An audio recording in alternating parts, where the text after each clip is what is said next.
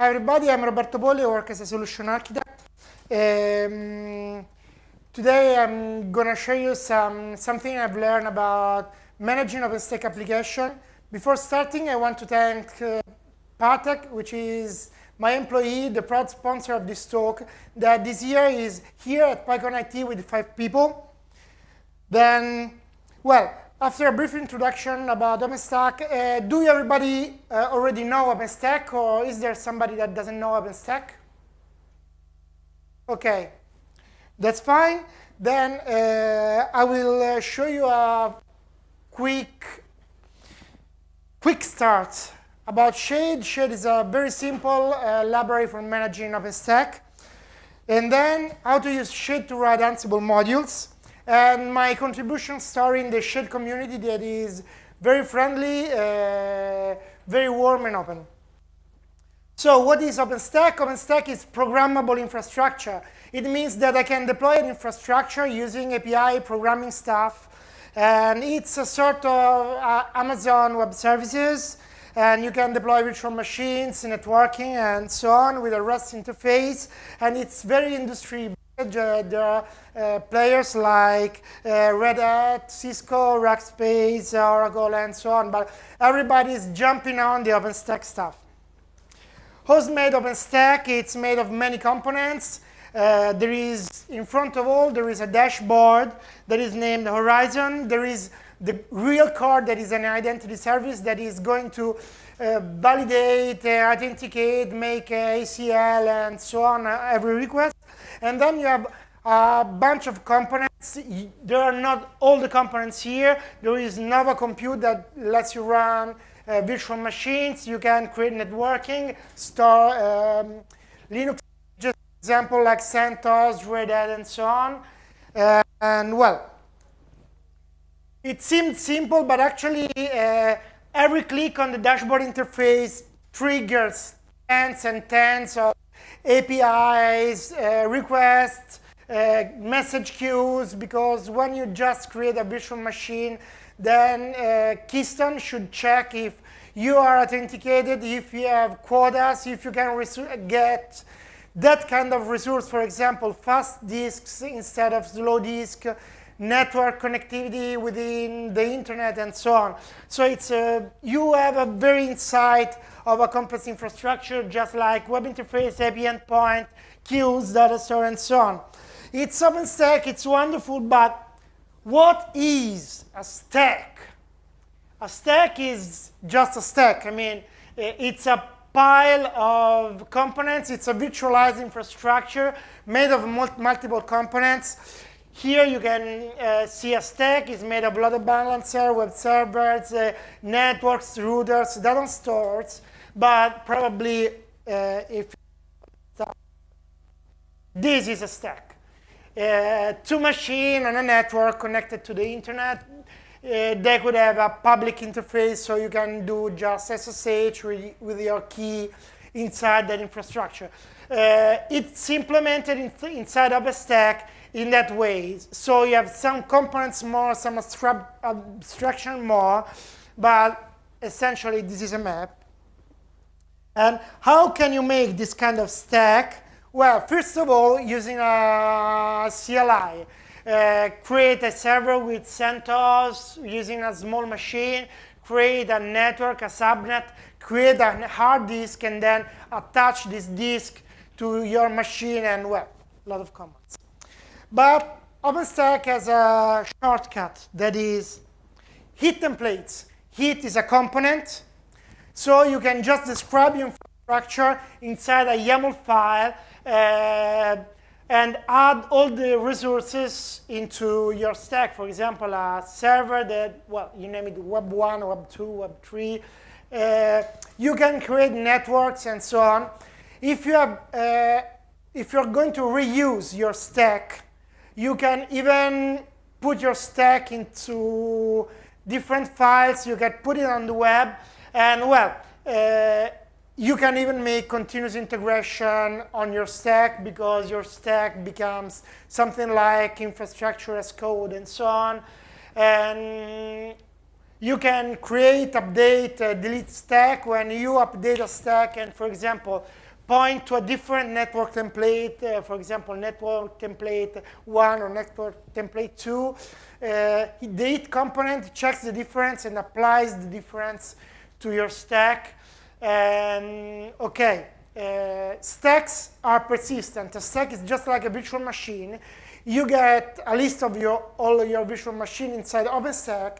You get a list of all your stacks into OpenStack. And this is not always what we want. This is a stack. For example, you have 2 or 3 networks, you have 4 servers, you have routers, load balancer, IP addresses, network interfaces, all connected. Well, it was just a cool image, but yeah, this is a stack. So we can deploy application with Heat. We can deploy application with Ansible. Ansible has a batch of OpenStack modules. They are obviously more flexible than hot templates. Removing a stack won't remove created resources. For example, if I create a stack with it and I accidentally delete that stack, I delete all those stuff. Okay, so it's cool, but if you have 1,000 stacks and those stacks are managed by operation or some sort of platforms, maybe you will just end dropping all of that. Obviously, as you're not using an orchestrator, Ansible needs an external orchestrator. It could be some product like Ansible Tower. And obviously, inside Ansible, you can invoke Heat. So you can delegate some part of your infrastructure to Heat templates. So this is a simple Ansible file. We are just creating a project that is a unit management inside OpenStack. And we are create a user, and we are going to say, hey, Joe, the user Joe is an admin for this project. Imagine you can have 100 projects. You can have 10 admins. For all that project, you can cross them, whatever you want. Moreover, for example, for setting some properties of project, still in current OpenStack deliveries, you don't have support for quotas inside Heat. So if you want to manage project quotas and say, create a project with 10 terabytes of storage, you cannot do it with it. You should create this project, for example, with it, and then manage quotas with Ansible, for example.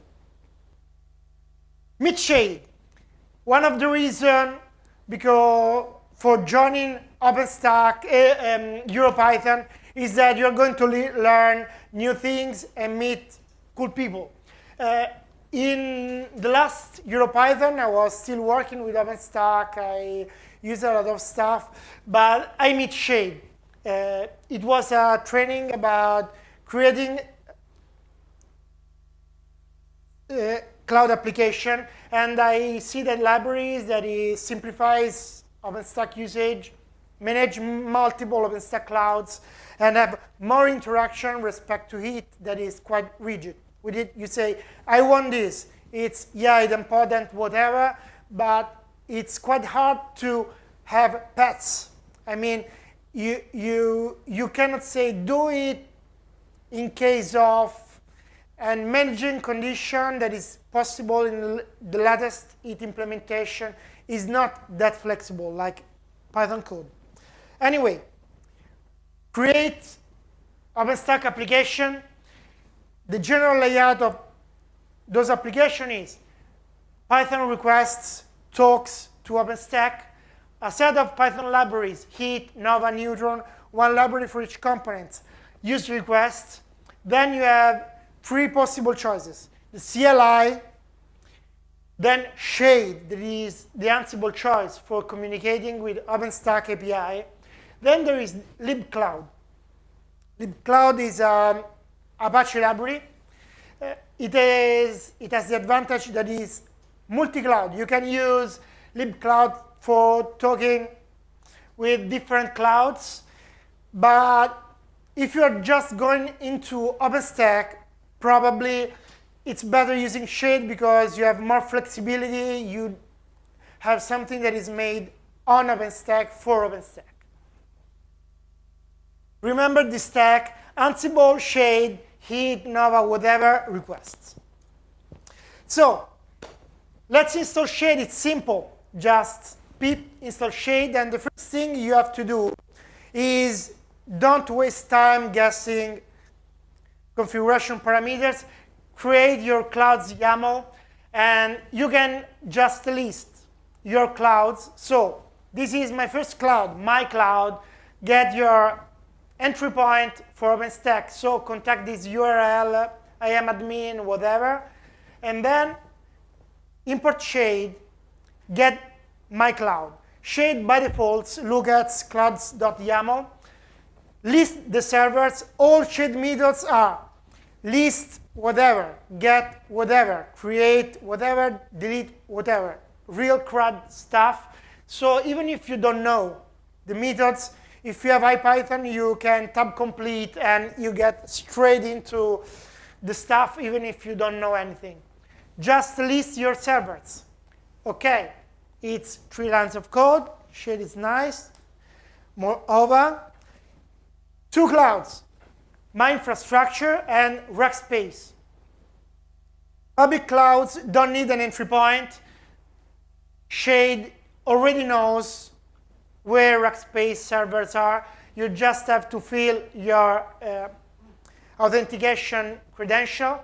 And then we get 2 handles, site A, site B. One is my on-premise cloud. The second one is Rackspace.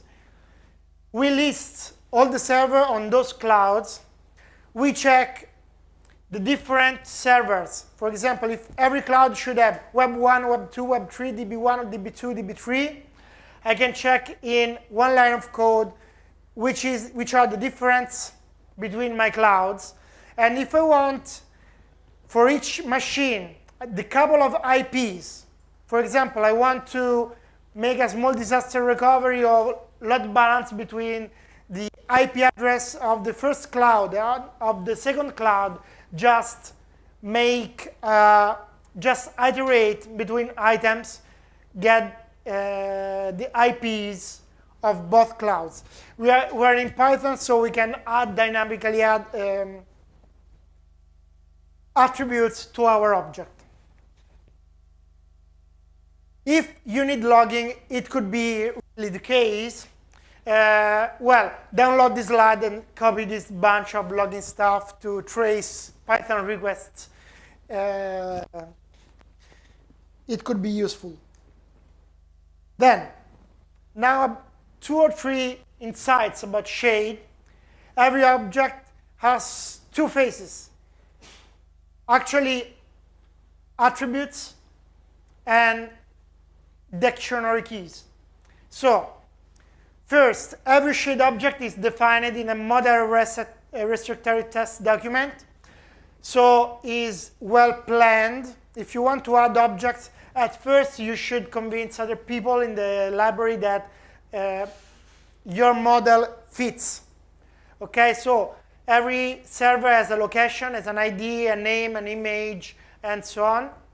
You cannot access server items just directly, server.image or server square brace image. Then, if there are properties, they are not very standard because every OpenStack implementation or version has its peculiarities. There is a properties dictionary where you can put stuff, for example, availability zone, power states, and so on. If you play it with IPython, it's very easy to mangle this. Then, create a report with pandas. List all servers in our clouds. Group them together. Put those stuff in a pandas data frame. Get those 4 columns, dump into Excel, send to your boss, or put it in cron tab and spam your boss with all the list of servers, then you get something like node 1 active, my cloud, node 3 active, Rackspace, and so on. Okay, you're welcome to just copy and paste into your cron tab script. So Shade is the preferred way for creating Ansible modules and manage OpenStack. So why I'm here? Because we had to provision a multi-cloud, a multi-data center OpenStack, and we have a lot of customers, and for each customer we have a sort of standard profile that could evolve in time, and we should have the possibility to create the customer, give and grant stuff to the customer, but we should cherry pick every feature of the cloud for every customer. This was at first made with a CLI, so writing for a script that gets the customer and sets every properties on the customer. The problem of making this with it was the project remains visible as a stack, so somebody could drop it. There was an accidental removal risk. We couldn't manage quotas or peculiarities with it. Updating a quota may trigger a full stack update. So I changed the quota.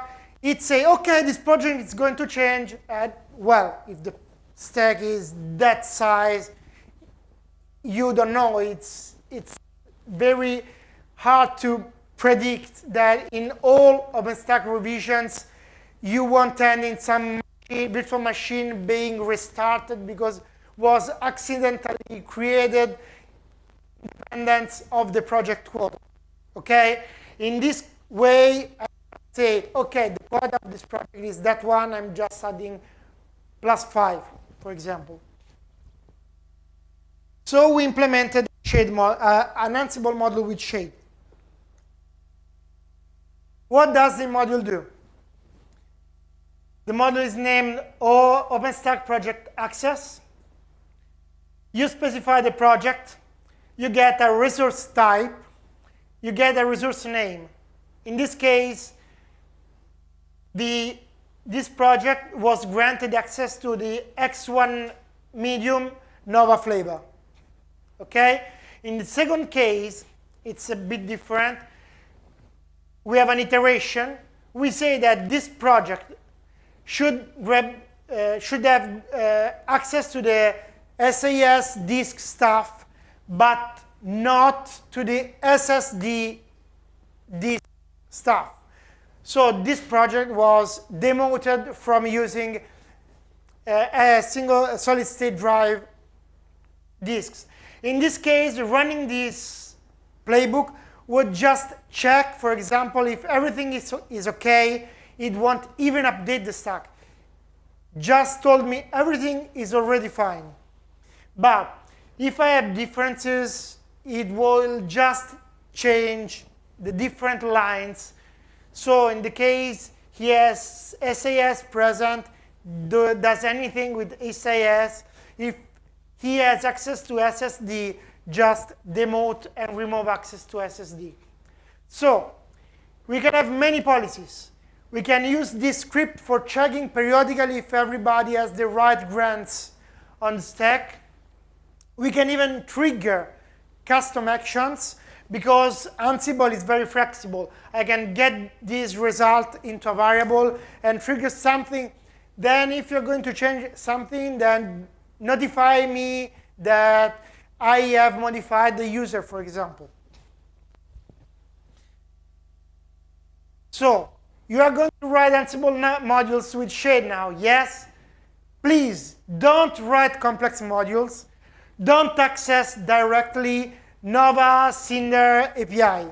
Please write modules using Shade. OK? But I'm not able to do this because, yes, Shade doesn't support methods. But at first, implement a general workflow. For example, our module actually was just going to get a resource, get a list of allowed projects, and then if the resource is requested, then we wanted to add the resource access to that project.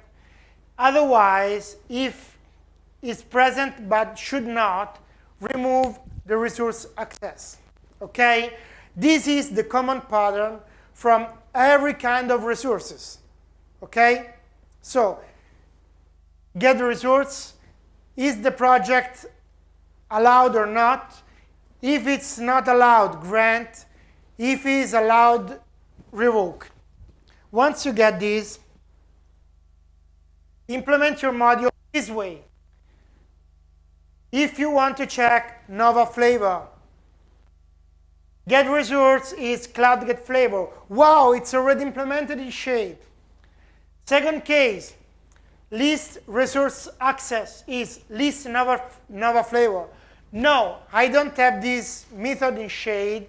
Well, write this in Shade, submit your pull request, discuss with the community, and then once you get this pushed, your module is really simple because you moved all the work in Shade. Second, I need an add flavor access. Then I need move flavor access. And do this for every kind of resource. Maybe it won't always work because they are very complex OpenStack resources.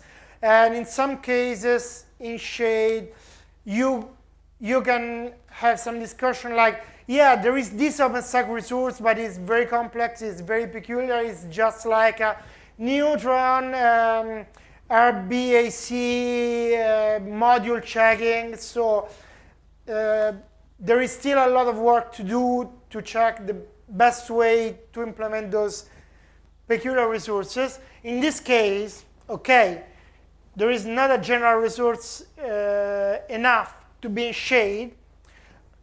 Implement it as a dynamic function as inside your module. List resource access is implemented inside the module. A lot of time, maybe you can success to merge this inside Shade. And okay, at least if not implemented, resource not implemented. Actually, in Ansible modules, you cannot just rise. You have an idiomatic way to tell Ansible you should exit gratefully and with kind of error. Almost done. So, contributing to Shade is simple. Join OpenStack Shade on IRC. The community is lovely. They are very helpful. And there are a lot of people that will help you to get your patch promoted. Sign up to OpenStack. Install Git review. Write a lot of functional tests because you shouldn't break anything, really. Write functional tests because when you start doing stuff like that,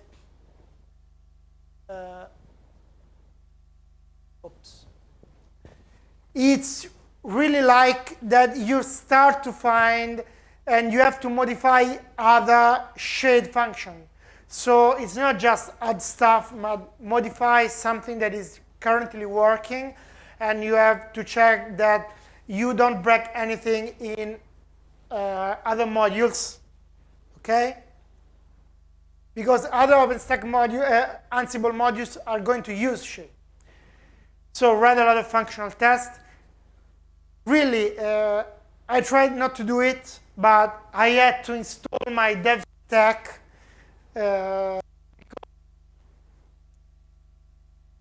I didn't want to just sub in my code and wait for 2 hours before all the integration tests were done on the continuous integration stuff infrastructure. So it's best you have the opportunity to test and fix stuff inside your OpenStack installation. Okay? Check your progresses and give feedback on others' patches. So you get all those stuff and check other people's patches, contribute, make friendship with other people. It's fun, I mean, and you get in for back 10 times what you give, really. The usual question people ask me, it's hard to contribute to OpenStack, what should I do? Yeah, it's hard. And well, the hardest part for me was this one. Where is my Git review password? No, it's not your account password. So I started typing 10 times my password when I pushed to Git, and at least, okay. You have to go to your settings. You should click to HTTP password and then generate your password, because every time you want to push, you should check this one-time generated password. You cannot push with your account password. This is because, well, if somebody steals your password, could, send 1,000 of continuous integration stuff and security and so on. Okay, am I good? Did I do it 28 slides in time? So, okay, I delivered. Thank you. So there is still time for a question, I think. There is any question? Rock, everybody. 100% delivered. Your company ready to support other companies to implementing OpenStack installation on premises or? Yes, we actually work with some ISP. We manually work together with Red Hat for delivering OpenStack, but we have even some other projects when we work on OpenStack with other OpenStack providers. But well, Okay. we delivered it let's keep in contact for various Italian ISPs. Can you give us kind of the scale of the infrastructure that you provide for your customers? I mean, is it hundreds of machines, thousands of machines, or? Well, what you have now in many cases is that you are going to deploy machines with 1 terabyte of RAM. So the scale is not always the number of machines, but the kind of machines. One of the problems, for example, that you have to take into account when you deliver OpenStack is that if you have to deliver a small set of machines with a lot of hardware, you should take into account that if one of these machines will go down, you're going to lose a lot of machines, okay? If you are going to deliver many machines, one of the problems is that you have a lot of overhead for the queues. So the queues are more stressed, and you have to manage a lot of power supply, so maybe the cost of power consumption is higher. The managing cost is higher. But usually, for example, if you are going to deliver a Ceph infrastructure, the starting point is at least 10 Ceph nodes, for example, for storaging. And usually you start at least with 10 nodes, 6 to 10 nodes for the infrastructure part, plus 10 nodes for the storage. This is sort of minimal stuff. But for example, if you're going to put 1 terabyte of RAM on every node, I mean, you can deliver a lot of machines. So that depends on really on it's not only the number of nodes. It's a lot of stuff, but with, for example, 30 to 50 nodes, you can have, I mean, a big infrastructure, and it can grow. I mean, kind of follow-up question. So what about the monitoring? Is there any monitoring inside OpenStack that, I don't know, if you have 50 machines, you'd like to know when a machine goes down and kind of find a replacement? I don't know if it's in...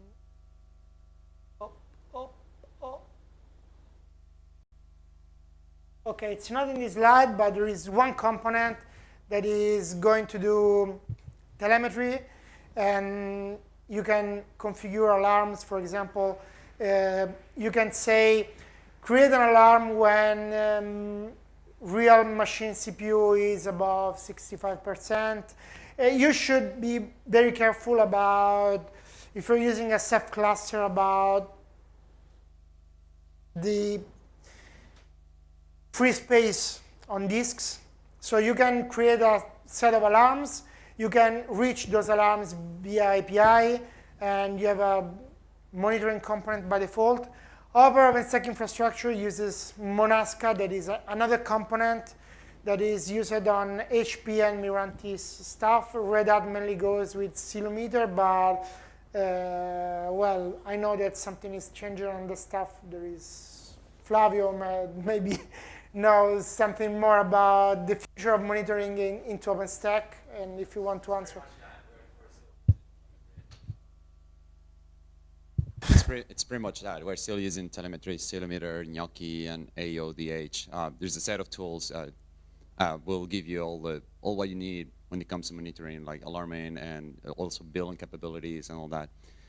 Technically, you can also build, there are other plugins for other monitoring tools that you can actually use to monitor your OpenStack cloud. But the good thing is about the tools that we have in the community is that they know the internals of the OpenStack cloud, so I would rather go with those.